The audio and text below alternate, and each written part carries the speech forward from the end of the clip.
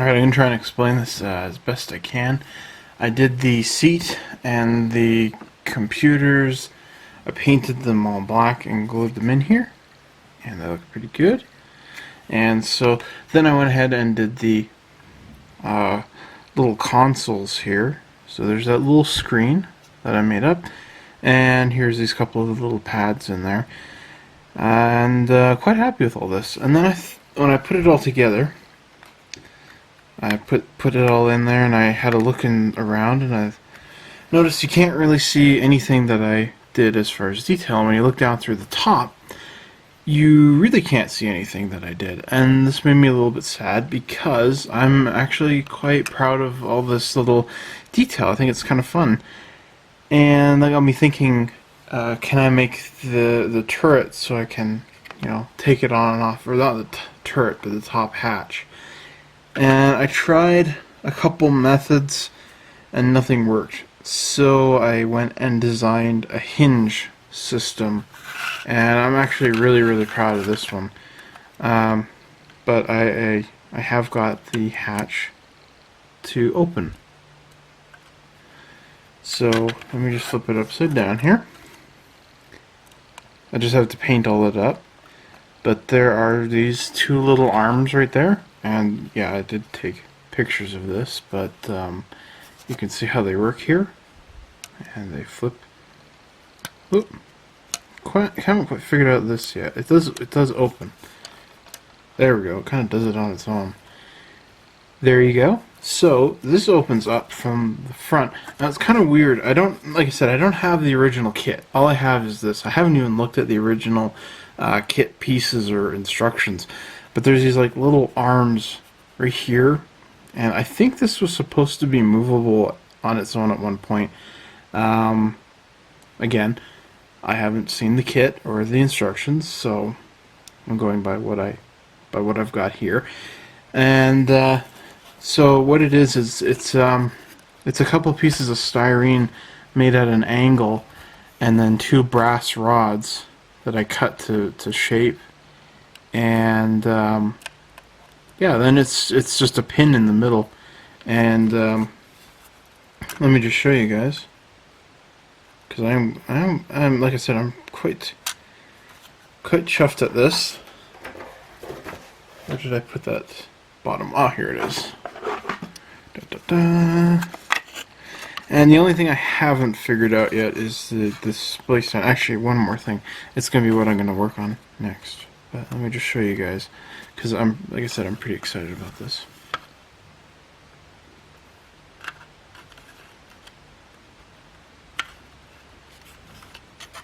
No, this goes there, and now it goes in there.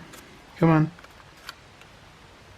Okay, and this one goes here. Okay, there we go. So you can see inside just a little bit. It's too dark here with the angle I got my camera, but you can see inside. And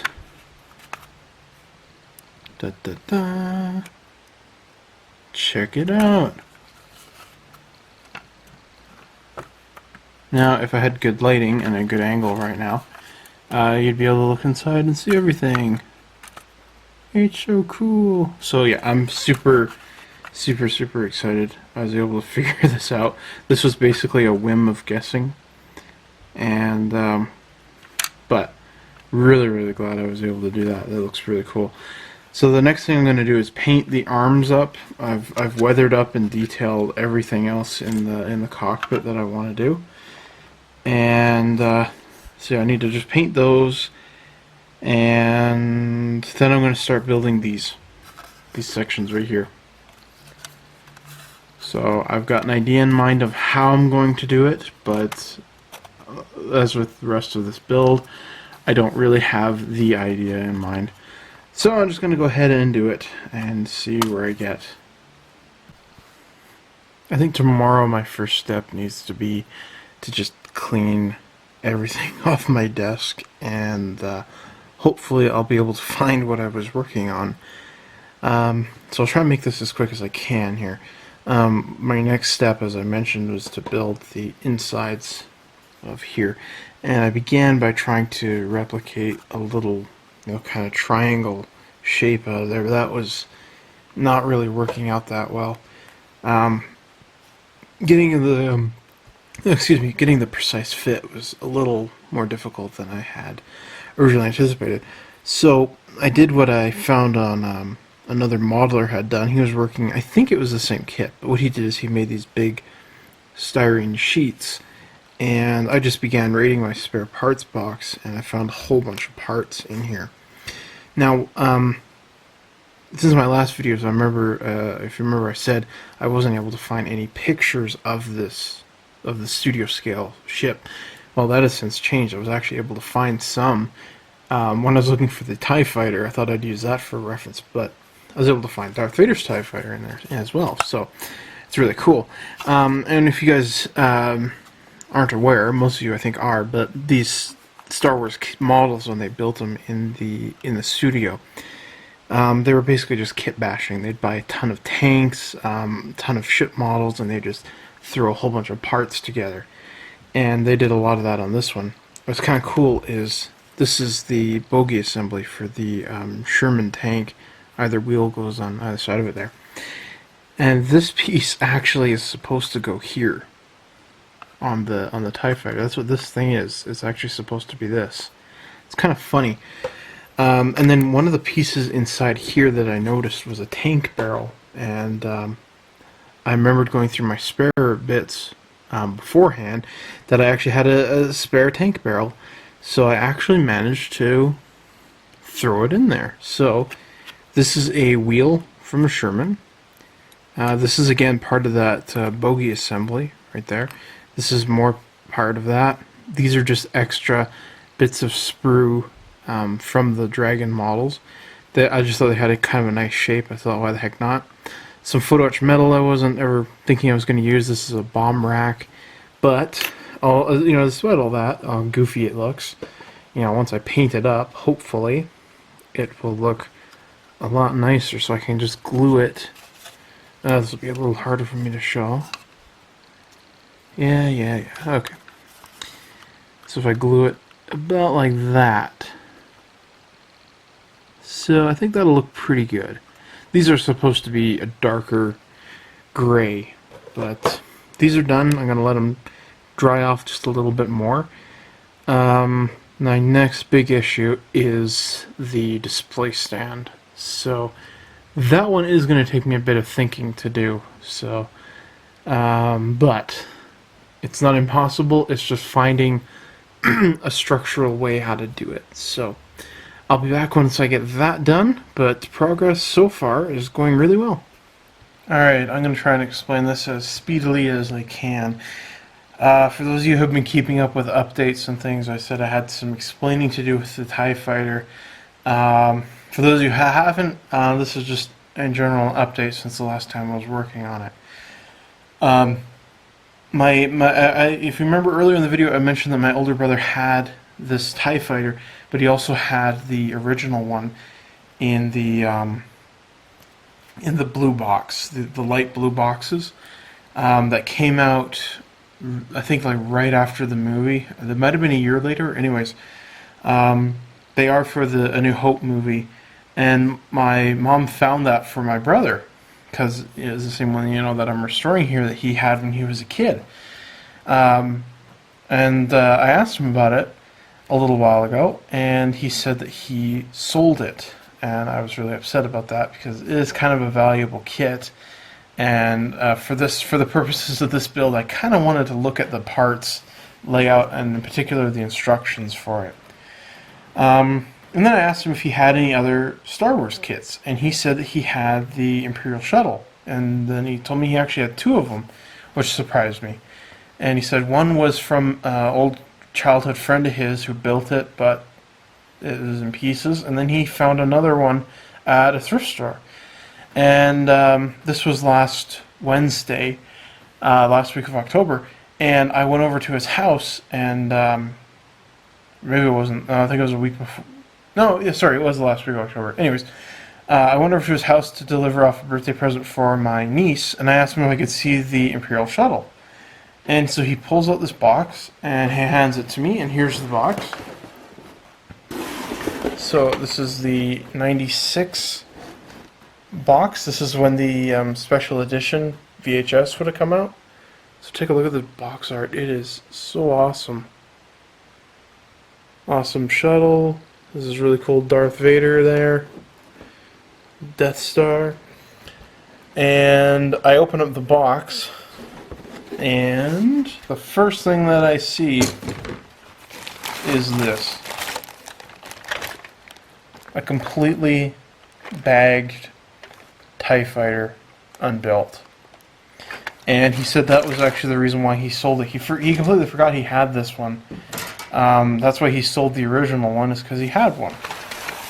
So I'm just going to show you guys they did some changes that they did here. So here's the one I got from my brother.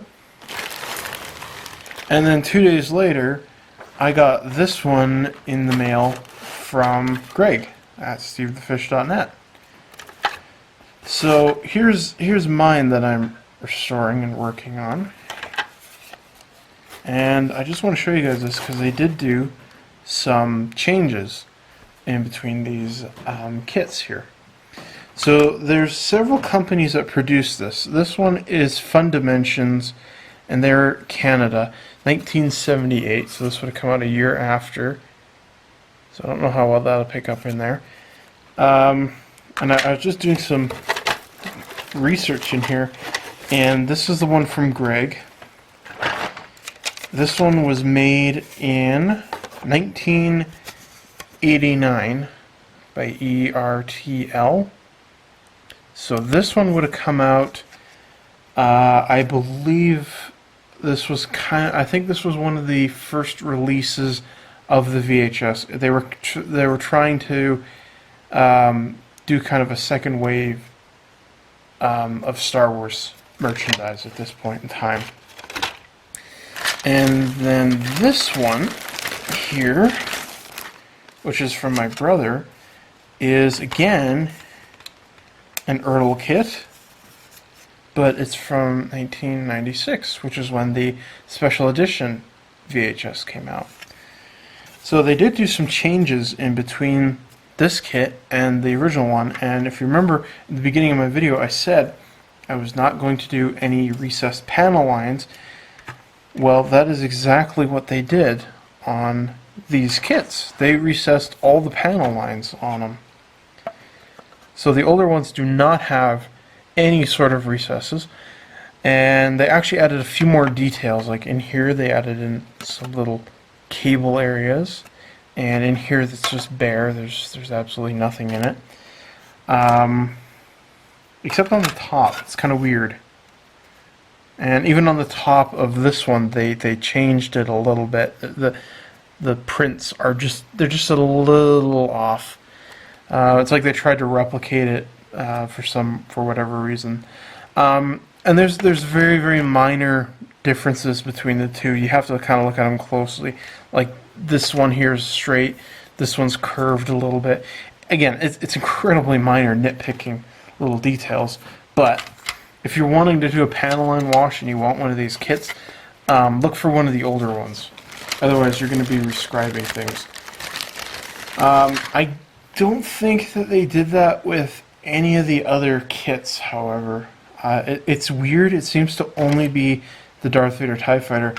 And I'll show you guys that here with the Imperial Shuttle. Whoops. Oh, I don't want to do that. I'm going to break this thing before it gets installed. So I'm going to put this one back.